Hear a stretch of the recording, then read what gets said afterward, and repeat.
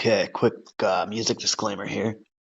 I do not own the rights to this music, which belongs to the rightful owner, who is the intoxicating mind of Dr. Frankenstein. So he made my intro and my outro, and I hope you guys enjoy. Check them out on Spotify and YouTube, and no copyright infringement is intended. Have a good day.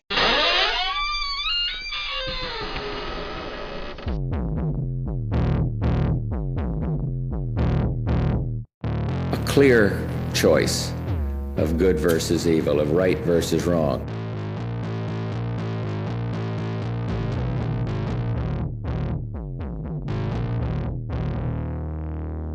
Twisted Tales. Alright, so hope everybody had a wicked weekend, or what's fucking left of it anyway.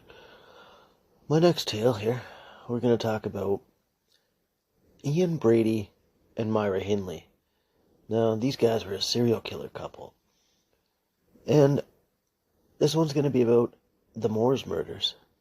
So Ian Brady was born January 2nd, 1938 in Glasgow, Scotland. Myra Hindley was born July 23rd, 1942 in Manchester, England. Now, there were just a couple of serial killers that were active in the 1960s.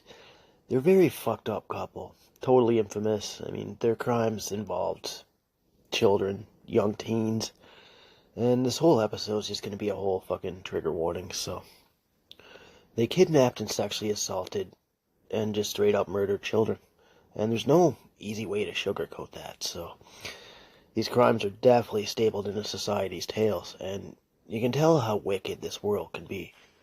Now, the judge that was assigned to this case, when it was all said and done, he described the couple as wicked beyond belief. There were 5 victims in total with their crimes. Now, the crimes span from July 12th, 1963 to October 6th, 1965 in the United Kingdom. Their victims, children and a couple teens. There was Edward Evans, 17, Leslie Ann Downey, 10, John Kilbride, 12 years old, Pauline Reed, 16, and Keith Bennett, 12. And as I previously stated, they're just a sick fucking couple altogether, preying on unaccompanied young adults, and they just abducted them from places, dance halls, markets, circus grounds, or fairgrounds, I guess I could call it. Now, Brady and Hindley met when they were working at a chemical company up in Manchester. Ian worked there about 2 years, and his co-workers remember him as, sort of a loner, kept to himself, quiet man kind of shit, right? But they did witness a few outbursts a few times during his work period there. Growing up, Ian did a lot of petty crimes here and there. He had very abusive tendencies, and this would carry on with him through the rest of his life. He also had a strange fascination with Nazis. He read Hitler's book Mein Kampf, and he was just fascinated with the atrocities that were carried out during World War II and the rise and fall of the Third Reich. But there were other fantasies that he had were pretty fucking wild. He had fantasies of death, violence, and sex. So he kind of held those at bay for a little bit, right? But this was until he met a new hire named Myra. So she got hired on at Millward's Merchandise, now, or I guess it was, a chemical plant. This was located in Gorton, Manchester. And when she started working there, she was about 17 years old. Now, Ian's mother, Peggy, she didn't really give a shit for Ian. He was pretty much cast aside by her. She was very neglectful towards him growing up. And he was actually raised by his foster parents, who also lived in Gorbals. Now, this was when he was about 4 months old. So, Gorbals would be an area in the city of Glasgow, Scotland. Now, back in the day, this city was known as Bridgend, and this would be a town known for early trading and mining. Just a little bit about Gorbals here. Now, the population of Gorbals is 6,030 people as of 2015. Now, back when it was in the trading portion of it, back in 1846, it was roughly 3,000 people as a population. So Ian, growing up, his adolescent years now, he was pretty much just a fucking thug, and a petty one at that. He was an alcoholic, and through his teens he showed a fascination with sexual perversion. He also spent some time in jail at the HM prison in Manchester, England. This was when he was about 17 years old, and he was in there for charges relating to theft. So in that prison, there was a Category A and Category B, like prison sections. So A and B kind of means like it's divided into 4 categories of security. Now, each prisoner is designed to a category. Now, according to their crime sentence and what they did, their risk, their escape, or violent tendencies, they would all be categorized and then rated from letters A to D. So A would be the highest level of security, and D being the lowest level of security. The prison Ian had stayed at could hold a capacity of 744 inmates. It was designed by Albert Waterhouse, and it was just a big-ass prison, man. I mean, nobody liked to be there. It's prison. What's there to like? Now, when he got out for his crimes of theft, Ian's sexual tendencies stemmed mostly from his own fucking urges. He did read a lot of erotic literature, though, and this had been written by a guy named Marquis de Sade. He was a French writer there, and he lived from 1740 to 1814. He was jailed for sex crimes, too. Prostitute shit, mostly. He would hold the prostitutes captive in his room, all while masturbating with a crucifix, drinking wine from a chalice, and yelling obscenities at them. So, whatever floats your boat, bud. So, during the couple's time working at the chemical plant, Ian was a store clerk, and she had a job as a typist, or I guess I should say secretary. Now, this is where the two would become totally infatuated with each other. They would soon become totally fucking unhinged, and that's it. Their concept of reality would be fucking gone soon. Now, a little bit about Myra here. Now, she was born in Crumpsall, Manchester. Her parents were Bob and Nellie Hindley, and she was raised in Gorton. This was also in Manchester, more so in like slum-like housing. Growing up, Myra would witness her belligerently drunk father beat her mother constantly, even her other siblings. So that's the kind of household she grew up in. Fucking slums, abuse. No wonder she turned out like she did, right? Although her dad kind of had like this wicked professional military career, it doesn't really justify his actions towards his family, you know? Now, old Bobby boy here, he served with the Parachute Regiment. Now, this was the Airborne Infantry Regiment of the British Army. So, he worked pretty hard. He was stationed in such places as North America, Cyprus, Italy. All this was during World War II. So he was a tough-ass fucking guy. He taught Myra how to fight and stand up for herself. And when she was 8 years old, a boy had scratched her on the cheek. She ran home crying. So instead of, like, being compassionate or whatever, she got threats of a beating if she didn't go back and fight the guy. So Myra found the boy and beat the living shit out of him, punching him repeatedly and whatever, right? Feeling good about herself. Because that's what she'd been taught. Now, she'd been baptized as a Catholic in 1942. So Bobby Boy wanted her to have a Catholic baptism, but she wasn't allowed to be sent to a Baptist school because of their teachings. Before Myra met Ian, she was engaged to another man, but within differences, they broke it off rather quickly. She had a knowledge and training in judo, so that was something she did with a hobby besides. Now, during her practices, they found her too aggressive. She wouldn't release holds, and nobody would end up sparring with her. So that kind of just brings everybody up to speed here about, like, the early shit. Now, when the couple started seeing each other, it was rather quickly. Their very first date, they went to go see the Nuremberg trials at a local movie theater, so their Nazi stuff was bringing them together, I guess. And by 1963, the couple had moved in. Everything else would just be peachy, right? So they killed their spare time by reading Nazi atrocities to one another. Now, this is what they did for fun. It got to the point that Myra actually dyed her hair bleach blonde to portray the Aryan perfection. Now, the whirlwind of fuckery would just continue on throughout that.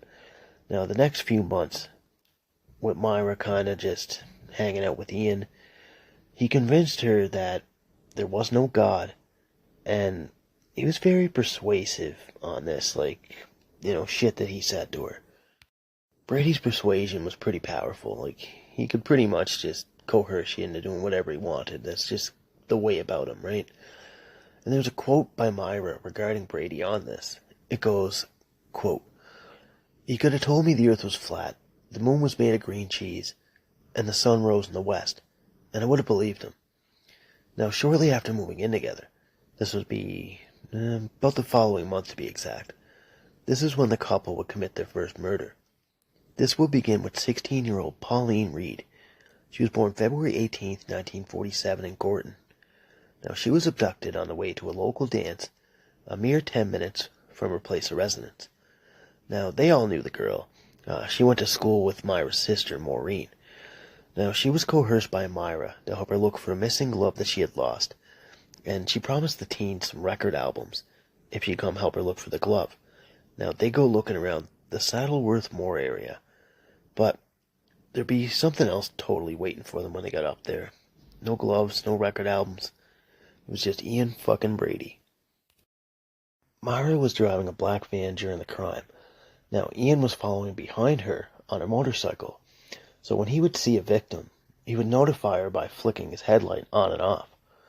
Now, the reason why they kind of adopted the young teen girl there was for less attention, because if they abducted a young child, the public would be fucking outraged, right? They'd be looking a lot harder than they would for a teen who they might think ran away or whatever. Now, when the two arrived at Saddleworth Moor, Brady rolled up on his motorcycle, and he engaged in a conversation with them. He said he'd be more than happy to help join in on the search for the lost glove. Now, Brady took Pauline onto the moor. He returned about a half hour later back to the van, alone. He took Myra to where she was beaten, and she was laying there, dying. Her clothes were ripped. She was in a state of fucking disarray, nearly decapitated. She had 2 cuts to her throat, along with a 4-inch incision directly across her voice box. Now, that was applied with so much fucking brute force that, it almost fucking took her head off, right?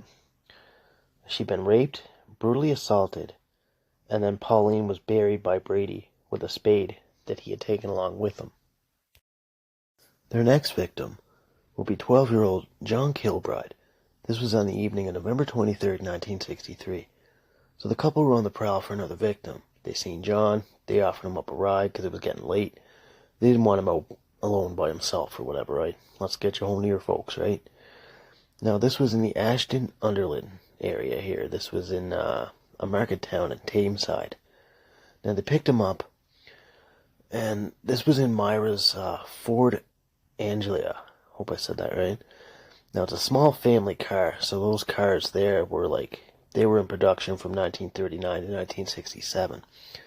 And I guess that kind of car would kind of go unnoticed, and with the popularity of it being a family car. So nobody would really suspect anything if they seen a couple and a kid driving past them.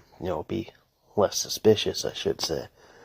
Now, they gave the young boy promises of a bottle of sherry. So sherry's a fermented wine made in various styles, usually of white grapes. But they told little John boy there that they'd have to go home and grab the bottle. Now, upon returning back to the moors yet again, they used the same gimmick that he used on Pauline about the missing glove scenario. Now, John and Brady, they go looking for the glove. Brady sexually assaulted John. He attempted to use a knife there. It had a 6-inch serrated blade, but he ended up strangling the kid anyway, and he buried him in a shallow grave. Afterwards, he photographed Myra with her dog, so they were standing on top of his grave. There's actually photos of this online, too. They're fucking idiots. So, that's pretty incriminating. And, the disrespect that these fucking 2 psychos had's fucking unreal. Whatever. So the couple laid low in the meantime. This was until, June 16th, 1964. Now, this had been earlier on in the evening there. Now, 12-year-old Keith Bennett was going to his grandmother's house on Longsight. It's an inner city area of Manchester. Now the couple tracked down the young boy. They got him to kind of help move some boxes, so they were pretending to be moving. So they would take him back when he helped finish the job and packing up the boxes to the car or whatnot. And just like the previous victims, the poor lad was taken to Saddleworth Moor. Brady repeated this whole glove trick because it worked. Like, it was just a tactic that constantly worked. And it was very easy to convince kids. Like, they're not going to question anything by adults. Now, Brady returned to the fucking vehicle there sometime later with a spade in his hand. He had sexually assaulted Keith and strangled him with some string. He then buried Keith's body, and the couple left the scene. Now, the next victim, Leslie Ann Downey. She was a 10-year-old little girl. She was taken from a fairground on Boxing Day, the day after Christmas. And this one's fucking tragic. Now, the couple seen Leslie all alone at some point on the fairgrounds, and then deliberately dropped some things that they were carrying, so she'd come over and, like, help them pick it up, right? So they asked her for some help, and then they would go back to the car. Now, the three drove to a house located in Wardlebrook Avenue. This would be the couple's home. The poor girl was sexually assaulted, abused, and strangled. Before her death, the couple undressed her, they gagged Leslie, and they made her pose for photographs before she was raped. And there's actually an audio recording here of the crime. And this was actually put into evidence later on. And Ian and Maureen's voices can be heard plain as day, like with Leslie crying, begging for them to stop, screaming for fucking mercy. Like, it's just a sad fucking state. Like, she pleaded, like, don't undress me, and I want to see my mom. Like, this was the audio that the couple fucking got in shit for on court. Like, this was, like, the most damning of evidence that they had. And that's just a fucking horrific thing to do. Like, I don't know, recording shit like that. Like, there's something not right in their heads for this. Like, that shit's just fucking terrible. And with all the noises and, like, other loud sounds of their crimes, especially being in, like, a neighborhood like that, nobody had heard a thing, and nothing was reported. I'm not gonna actually, like, post anything about the audio recordings, like, itself or whatever. I found the transcripts of the whole conversation, and that was just fucking enough for me. And it is online, but I'll post it in the details of this, I guess, if you want to glance. I wouldn't recommend it. Now, the background of the audio here, like, when they're talking back and forth to Leslie, you can hear Christmas music in the background. It's the little drummer boy that's playing in the background, so fucking Christmas music while they're doing this shit, like. And they're all, like, just yelling at her to stop crying, and Brady can be heard demanding sexual acts, and Myra's just screaming at the girl just to do it, and saying it'll all be over soon and whatnot, right? Like, I don't know. It's just, I got a little bit farther into those details than what I wanted to. Like, some of the things that you find during your research, you don't ever want to fucking see or hear, man. Like, that's just burned into my fucking brain for the rest of my life. Now, the last victim here is going to be Edward Evans. This is on October 6th, 1965, and he was a 17-year-old teen. So, he was actually duped by the couple, too. Now, Myra and Ian had drove to Manchester Central Railway Station. They were going to select their next victim here. So this railway station here would be the main railway station between the years of 1880 and 1969. But it's now like an exhibition and conference center. And in 2020, the government of UK had converted this into an emergency hospital there. They housed about 1,000 beds during the COVID pandemic there. Now, Myra waited outside the car while Brady went looking into the train station for a victim. And that's when she seen Brady talking to Edward. Edward at the time was an apprentice engineer. He actually lived in Ardwick, which is a district of Manchester. So, little bit of info here. Like, that's got, like, what, 19,000 people as of 2011? Something like that? So Brady introduced Myra as a sister, and then conned Edward into thinking this was going to be like a sexual encounter, or promises of sex or whatever. So they all ended up back at the home of the couple. This was down on the Wardlebrook Road there, or Avenue, sorry. And they broke out the wine. They were going to relax a bit, think more on what to do. And all they were doing was thinking about how to murder this kid. And a little break in the conversation there. Brady asked Myra to go get her brother-in-law, David Smith, because Brady wanted him to come over and partake in this whole fucking murder thing. Smith was also a fucking piece of shit. He had several convictions there for a couple charges for bodily harm, breaking and entering. The guy had been in trouble with the law since he was 11 years old. Now the plan was to go as follows. When Myra returned with her brother-in-law, they were to wait outside for a signal, which would be like the flashing of a flashlight, and then it'd be okay to come in or whatever. So they waited a minute. Then they heard a loud scream. When they went in, Brady had been bludgeoning Edward with a hatchet.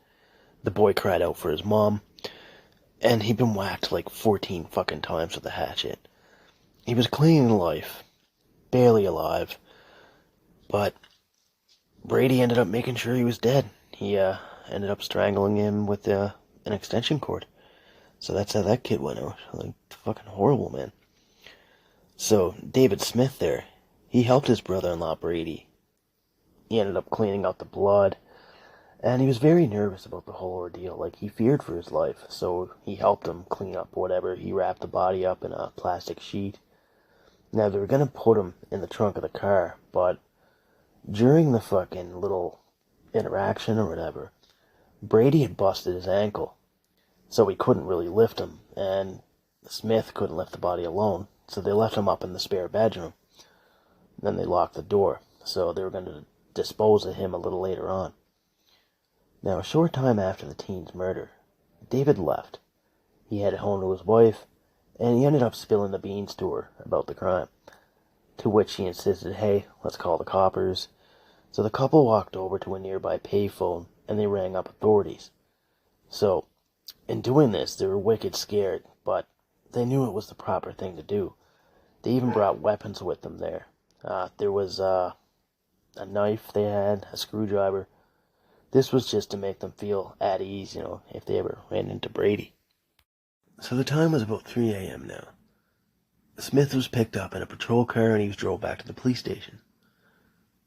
He was questioned about the whole ordeal. He told them everything that he knew. And police arrived at the couple's house at 16 Wardlebrook Avenue. They questioned them about what happened or whatever, so Myra answered the door. And Officer Bob Talbot of the Stalybridge Division asked her if her husband was home. And she denied having a husband or a man of the house. So Talbot told her that they were there to investigate a report of an act of violence. So they searched the home. They ended up finding Brady putting on some clothes. They're like, who the fuck's this guy? There's your husband right there, kind of thing, right? They also found the locked bedroom door that the boy's body had been hidden in. They asked for the key to unlock the door, to which Myra said it was at her workplace. But police weren't fucking around, so they took her to retrieve the key. And, they took this fucking matter very seriously, right? With all the missing kids and everything going on, why wouldn't you? So, upon returning and unlocking the room, the jig was up. They found the lifeless body of Edward wrapped up in a, fucking little plastic sheet here. Just like a piece of meat, man. Brady was arrested on suspicion of the murder. So Brady knew that, the end was coming. He told police, quote, Eddie and I had a row, and the situation got out of hand. So my guess is, well, I don't really have a guess because I asked Mortal Musings there. So I was like, hey buddy, what's a row? So it's kind of like an argument or heated conversation or whatever. And although fucking Myra wasn't really arrested for the crimes, she actually accompanied Brady to the police station and took her dog with her. She refused to make any statement about Edward's death. Myra made claims that it had been accidental. So I mean, how the fuck are the police gonna think that when that guy had like 14 fucking hatchet wounds, right? Like, let's see how the police are gonna take that advice, I guess. He was just bloody. People are stupid. But she was allowed to go home as long as she returned in the morning so they can ask her more questioning. While in custody, police gathered up evidence and belongings of Brady's.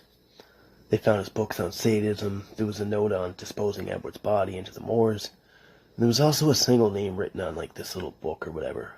All it said was John Kilbride. Now Myra, she was found out to have played like an active role in the crimes. They gathered up evidence on her too. So she was arrested and charged with accessory to murder of Evans, and she was remanded. Now while in questioning, Brady had told police that he and Evans gotten into like a little bit of an altercation. Now both Myra and Ian wanted to implicate David in all this shit too because he kind of ratted them out. Like he spilled the beans on them and ended up landing them into police custody. I mean, yeah, good guy, right?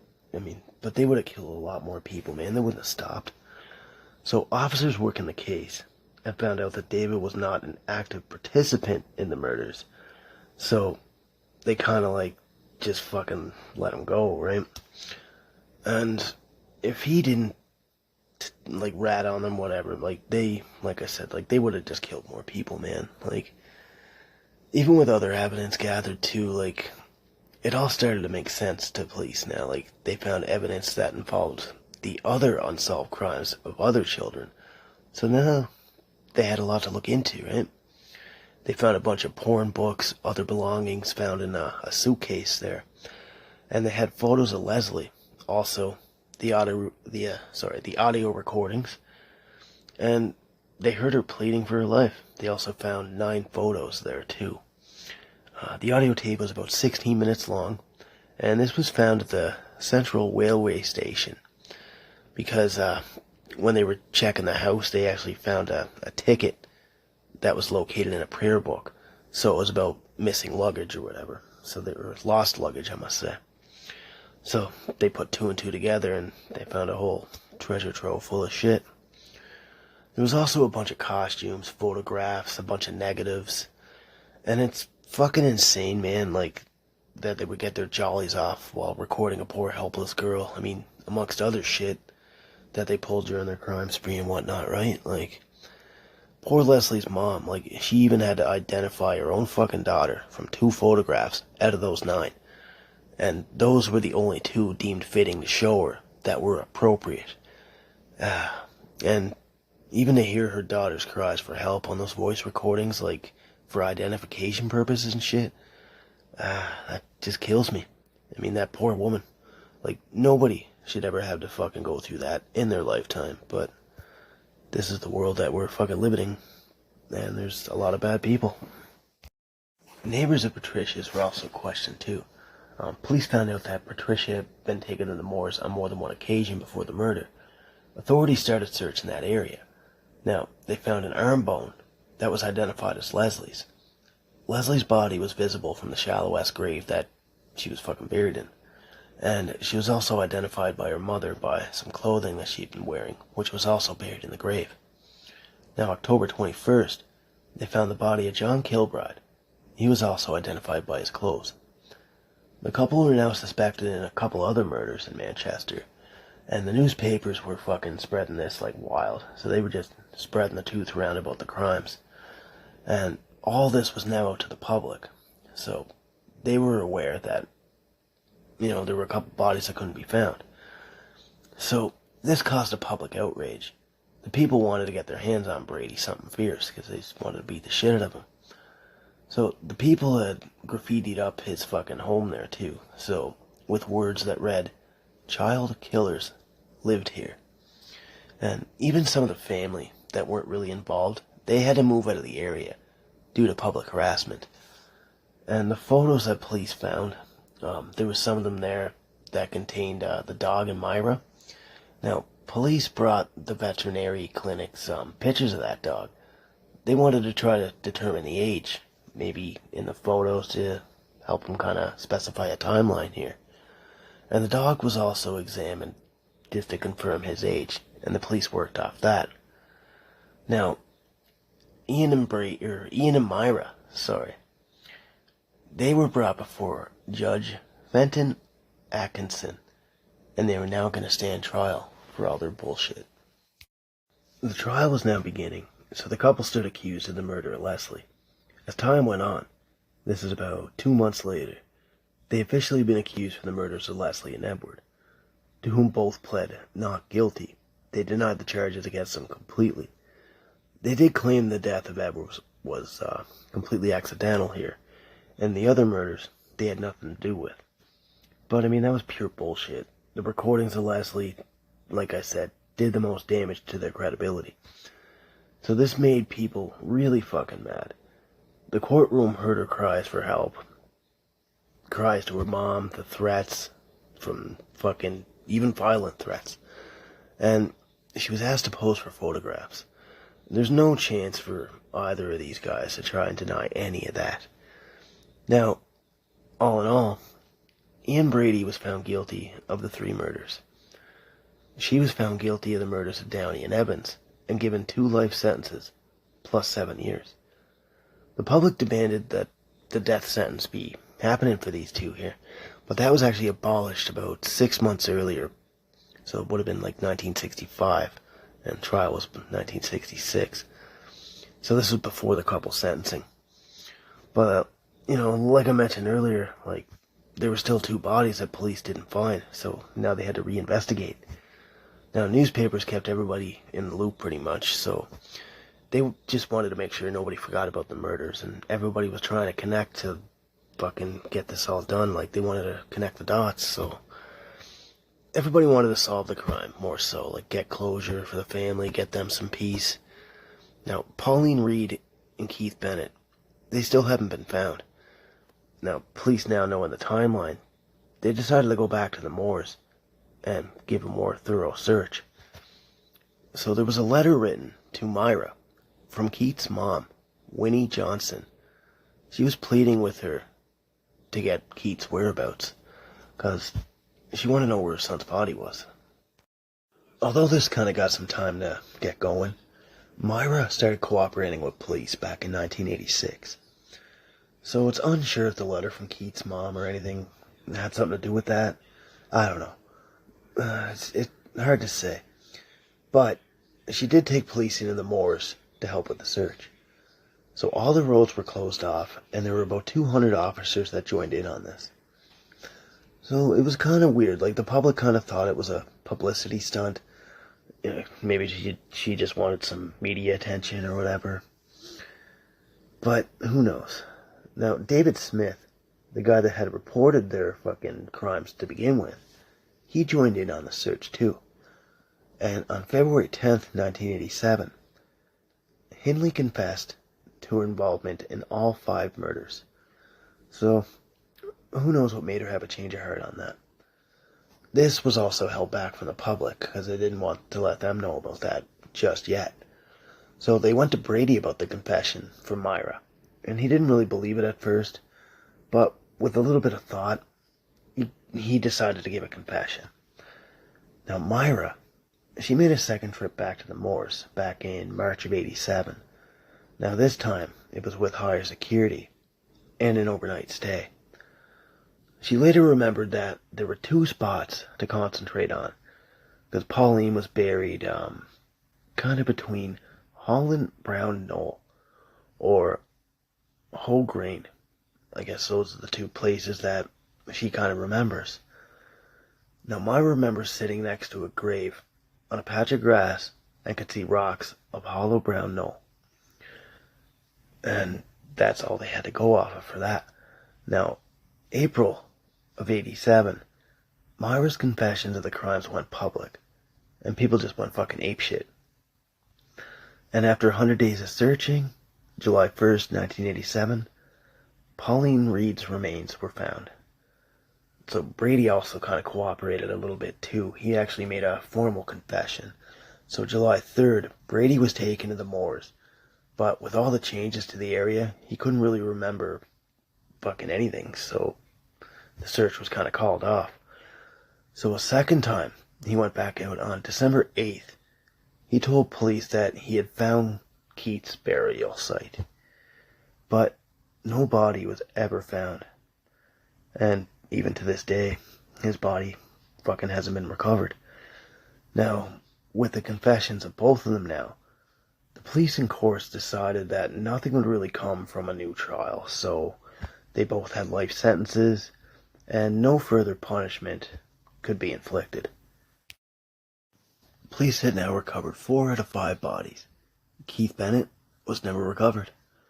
Even with the previous searches on the moors, like the letters written by Keith's mom to Brady and Myra, it might have helped in the case, maybe a little bit. Maybe they felt, like, remorseful, but I fucking doubt that, because Brady never felt remorse. But it did get the couple to assist in new searches, so there's that. Poor Winnie ended up passing away. She was actually 78. That was on August 18th, 2012. So she died without ever knowing where her son was buried. That sucks. She couldn't even give the fucking kid a proper burial. And it's just a sad fucking state, like, all this because of 2 sick fucking lunatics.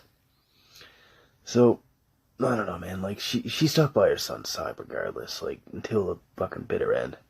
Even after she was diagnosed with cancer, she still did interviews about Keith. Like, an interviewer for the Manchester Evening News. She was on there and she said, quote, "I'd like Brady to tell me where Keith is before anything happens to me. Whether I'll go first or whether he'll go first, I don't know." End quote. She was just a great woman. Like, everybody loved her.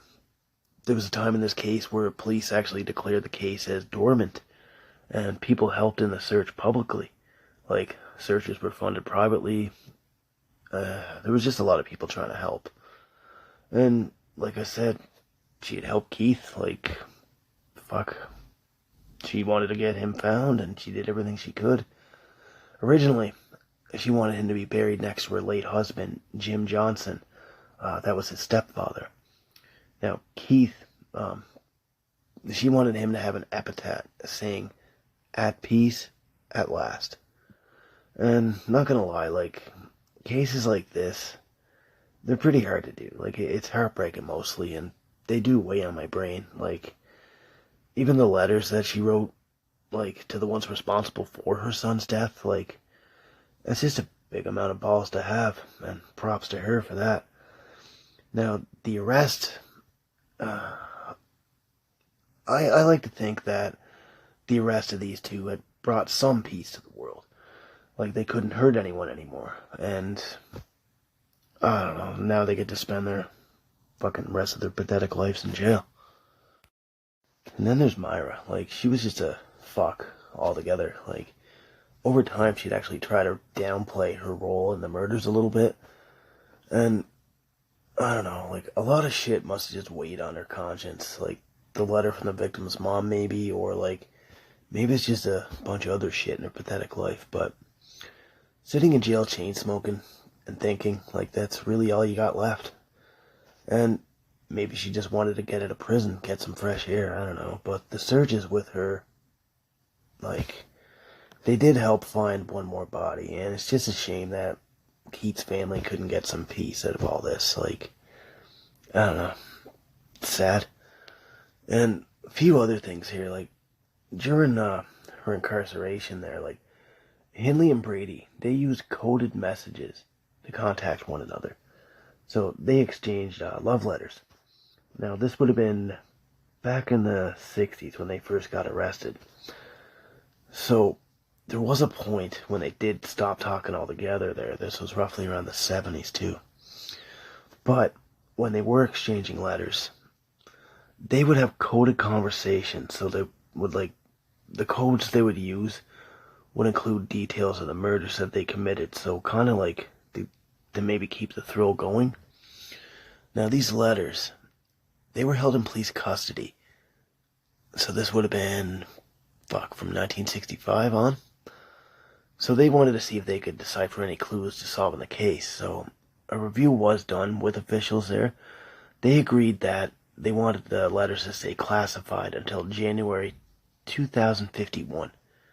It's a long fucking time for stuff that would help in a case, I don't know. But as it still holds value in assisting police, a disclosure to the public domain would probably risk the opportunity to solve the rest of this case, so that's why they didn't let it out. Now, there were 5 letters in total, but only 2 were made public, so I guess the whole waiting until 2051 was a little absurd. But the public did have a right to know, and even the families as well, like, because it was the victims and everything, right? Like, I don't know. But it was kind of crazy that the way that the couple used the codes, like, they figured out here, what was it, 1 letter here. So, this was how it went. So, they used 6, 7, and 8 to communicate. So, from the 6th line of a letter, the 7th and 8th words were on alternate lines, and they would form a message. And for now, the case sits cold with the cold case team. It's not closed or anything like that, it's just very much out of info. And even when new leads are brought up to police, they will be investigated. It's just how police work goes. And over time, everything catches up. Myra Hindley died in the hospital there. She was suffering from respiratory failure, so they transferred her to the hospital out from jail. Now, behind bars, a little earlier on, she experienced other health declines such as angina, suspected strokes, and osteoporosis. She died in West Suffolk Hospital. And like I said, earlier on in the month, she actually had her health problems there. There was a suspected heart attack, and since then her health actually declined. She was a chain smoker. I mean, that didn't do her any favors, but now her seat's actually reserved in fucking hell where she belongs. Now, at one point there, when she suffered an aneurysm, her lawyers got into the mix, and she was not to be kept alive if she slipped into a coma, and none of her organs were to be donated. So, I don't know, it's just inmates in prison, it's just, I guess that's the only way of getting out of prison now, so have fun with that.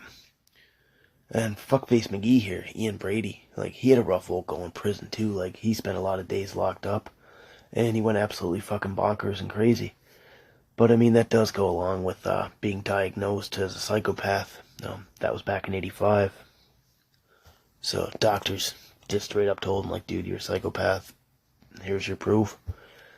But, like, psychopaths do have traits. Like, each one is obviously different from one another, right? And psychopathy is an antisocial personality disorder. So, like, they plan their crimes down to the very last detail with very calculated risks. And they also lack empathy. Now, the FBI noticed similar traits in Brady because he had, like, predatory behavior. He was also sensation-seeking. He would murder for sexual arousal, and rarely, very rarely, show signs of remorse. And Brody was just an extremely dangerous human being. He would have went out killing, and there's no doubt in my mind about that. So, yeah. Over the next few years, Brady became more bedridden, and then, eventually, terminally ill with emphysema. And now he couldn't cause any crazy shit with officials and guards anymore. So, there was a time here back in 1999, he actually went on a hunger strike, and he wouldn't feed himself. So, this caused him to be force-fed on rules by the judge due to his mental capacity. Now, this guy's been in, like, psychiatric hospital since, 1985? So, I mean, he was looked after. But, anyway, Brady died at the age of 79 in room 35 of Newland Ward High Security Ashworth Hospital in Merseyside. And during his life, he'd also been a heavy smoker, just like his old girlfriend there. And throughout these years, like, it definitely would have took its toll on him. And even with the fucking hunger strike shit, or the half-ass hunger strike shit, because they did beat him, I don't know, that would definitely affect his health.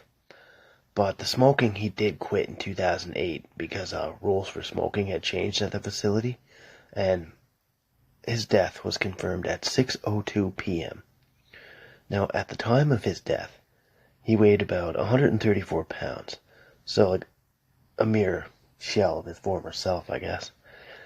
Now, Brady had went to the grave without telling anybody where he buried the body of Keith Bennett.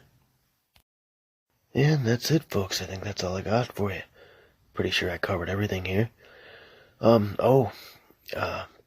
Brady's death, newspapers actually printed an awesome little headline about it.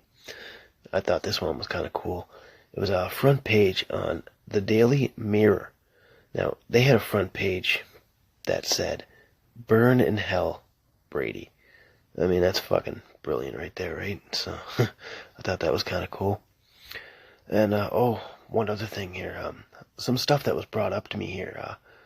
This is from my friend Liz from Ouch Was That a Ghost podcast. So, she said that when they killed, they would put a song to that victim. Like, so each victim would have a song.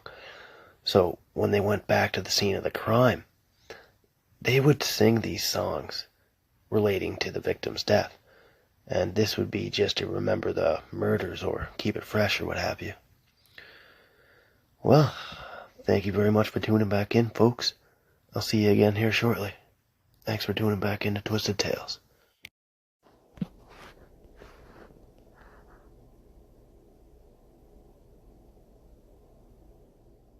For half a century, Ian Brady's breathtaking lack of remorse has remained intact, and he's always stuck by his policy never to apologise to the families of the 5 victims he lured to their deaths.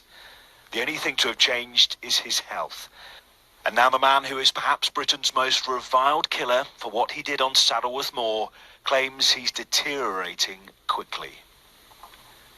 After previous correspondence with Brady, I wrote to him at Ashworth Psychiatric Hospital in Merseyside to ask whether the 50th anniversary of some of his crimes had made him feel any guilt.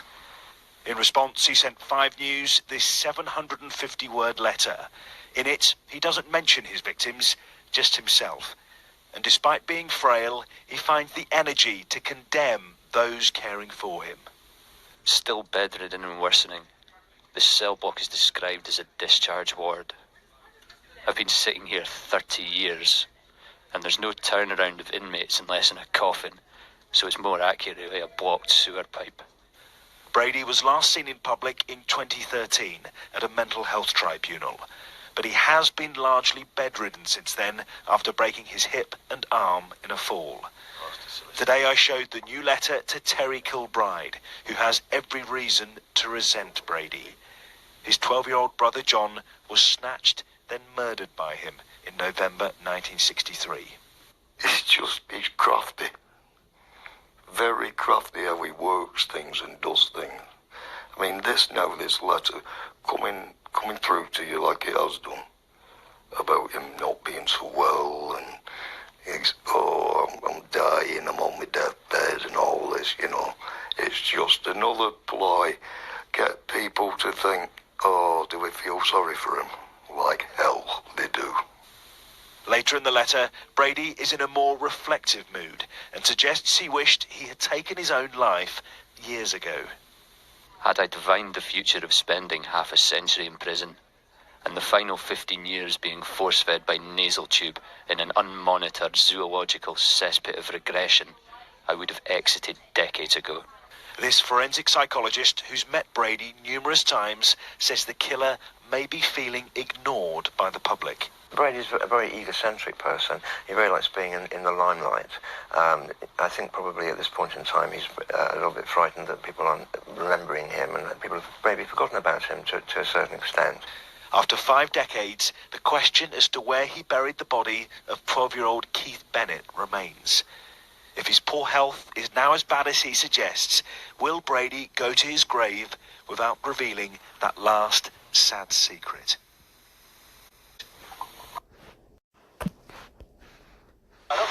Few murders, before or since, have caused such revulsion. The discovery of children's bodies on Saddleworth Moor left the public wondering who could commit such dreadful crimes and why. Ian Brady was a petty criminal who grew up in Glasgow, where he's remembered for his cruelty to other children and animals. He later took a job in Manchester, and when his company hired a new typist called Myra Hindley, the couple became lovers, and Brady led her into a world of sadism. Outwardly a normal couple, they became serial killers, abducting, sexually assaulting, and murdering children. When Brady and Hindley were arrested, they said nothing, challenging detectives to prove their guilt. They remained silent even when police had found 3 children's bodies in shallow graves on Saddleworth Moor. Years later, Brady told the BBC his remorse for the crimes was painfully deep, but he could never explain his motive. Until her death in 2002, his accomplice blamed him, but if anything, she became the greater hate figure. He, in many ways, escaped some of the disgust that the public should feel for him because he was accompanied by a woman, and I'm not sure that he got his fair share of public hatred.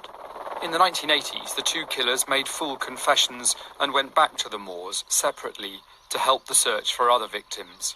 Pauline Reed's body was eventually recovered, but Keith Bennett's grave was never found. I wanted one of them to come up with the truth so I could nail the 2 of them.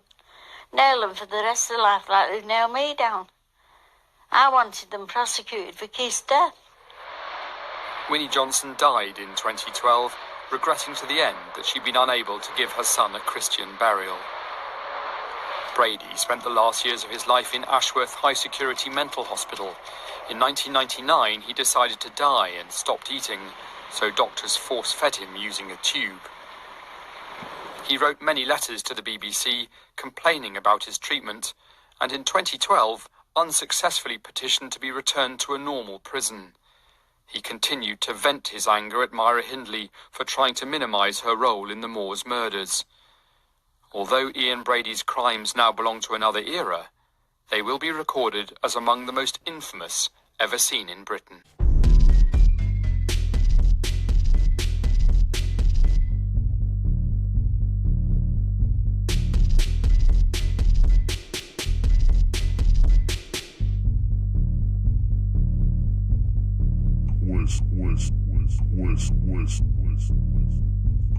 Twisted Tales.